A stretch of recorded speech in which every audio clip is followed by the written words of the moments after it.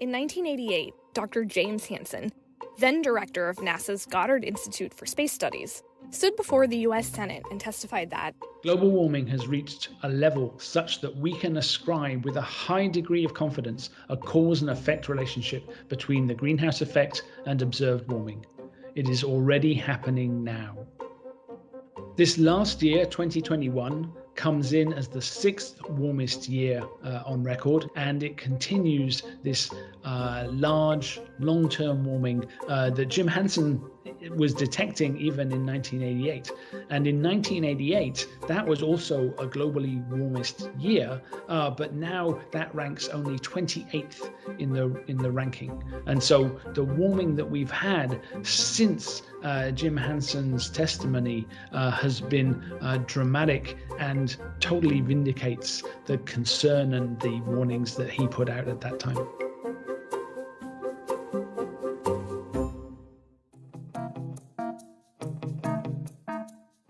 the Goddard Institute for Space Studies, or GISS for short, maintains NASA's record of Earth's surface temperature, called GISS temp, that shows a clear and unequivocal increase in our planet's temperature. GISS temp stretches from 1880, long before NASA existed, until the present day. Now, when you think of NASA, you probably think of, well, space, right? And we do lots of work studying Earth from above. But the GISS temp record is actually built from the ground up. We collect measurements taken from weather stations, Antarctic research stations, and ships and ocean buoys all around the planet to understand what temperature changes look like globally. And why does the record start in 1880? That's the earliest period that we have sufficiently reliable measurements from ships and weather stations in enough places to be confident in the global record. Interestingly, it's also shortly after the time we call the Industrial Revolution, when humans started putting significant amounts of carbon dioxide in the atmosphere. But we'll get back to that later. There are millions of measurements over the last 140 odd years. We put those together. We're using data from literally tens of thousands of different stations around the world.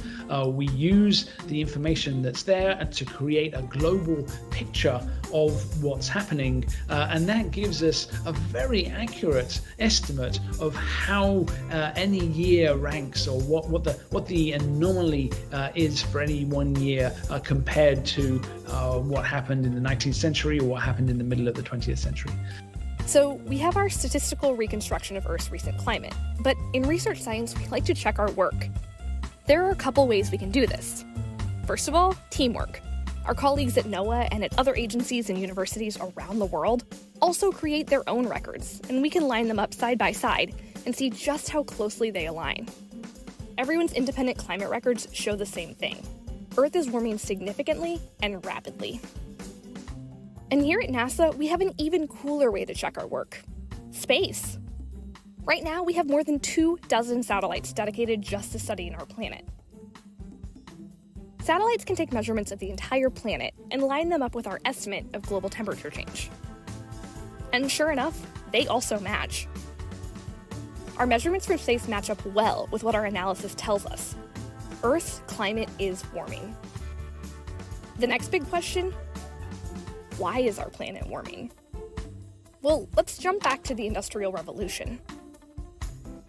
The release of carbon, mostly carbon dioxide, from human activities like driving cars, flying planes, and industrial burning of fossil fuels is responsible for the majority of climate change. Carbon exists in stores underground as oil, gas, and coal. When we burn it, we release it into our atmosphere, where it traps excess heat coming from the sun, raising the temperature. We've known for more than a century that carbon dioxide added to our atmosphere traps additional heat and is a major contributor to the greenhouse effect. So we can also track the concentration of carbon dioxide in our atmosphere, the primary cause of the current climate change. Both from space, using NASA satellites like the orbiting Carbon Observatories 2 and 3, and from the ground. If you've heard of the Keeling curve, you're familiar with one of these records. Researchers have been taking daily measurements of atmospheric carbon dioxide from Mauna Loa, Hawaii since the 1950s. From space and the ground, the signal is clear. There's a lot more carbon in the atmosphere than there used to be. Other things have changed too. We've chopped down tropical forests, caused the ozone hole, and filled the air with soot, smog, and other kinds of air pollution. And this is on top of natural variations caused by the dynamics of the ocean, or volcanoes, or variations in the sun's activity. And so we can ask whether it's human activities warming our planet. At NASA, we have some big and powerful computers, able to make 6.8 trillion calculations per second. We put these huge supercomputers to work to recreate Earth's climate. So we have thousands of ideas of what could naturally cause climate change. We have 4 billion years of history where nearly anything and everything you could imagine has impacted Earth's climate. But each of these events has their own distinct fingerprint, which we can identify, a pattern of behavior with natural variability. Using supercomputers, we can run simulations of natural climate drivers, solar energy changes, wobbles in Earth's orbits, ocean turnover, volcanic eruptions, and we can run simulations of human effects. And what we've seen is... It's us. There's no way around it. Looking at the evidence, we're the force that's enacting these changes. I am so proud of our ability to understand the climate, but I'm terrified of what we found. But it's not just the causes of climate change, it's also the effects. Because it's not just about knowing why our planet is warming. It's also about understanding and preparing for the effects of added warmth. Measurement of global average temperatures is so important because it's one of the most direct indicators of Earth's changing climate. But the Earth is really a system of environmental systems: land, ocean, atmosphere, and ice, and changes in one system impact the others. Our oceans are our first line of defense in climate change because they absorb so much of the extra trapped energy in the Earth system. We are seeing the impacts of climate change now.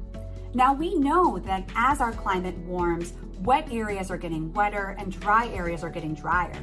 For example, we see more intense snowstorms. We see slower hurricanes that are causing more precipitation that inundate land. And we have more extreme precipitation in the form of atmospheric rivers that come from the Pacific and reach our west coast. The oceans are absorbing a large amount of heat because of climate change. And once that heat is in the ocean, it actually travels all around the planet because of the ocean currents. And that has impacts on local weather and long-term climate. As the planet warms, it's not just the ocean that's warming, it's also the ice that sits in the ocean and on land. The ice on land being warmed increases melting, which is increasing freshwater input into the polar oceans and causing sea levels to rise across the globe. So as the climate is changing, we really are seeing a lot of changes to the environment up in the Arctic. We're seeing more permafrost thaw when it's warmer up there. The warmer air temperature can lead to warmer ground temperature, and we get that thawing of that permafrost layer. We're finding that the fire season is being exacerbated by longer periods of drought and decreased snowfall. Knowing that our climate is changing due to human activities means that we know how to lessen the effects of future warming. And knowing how we know what causes climate change confirms that our efforts would be meaningful. The situation is serious, but it's not hopeless.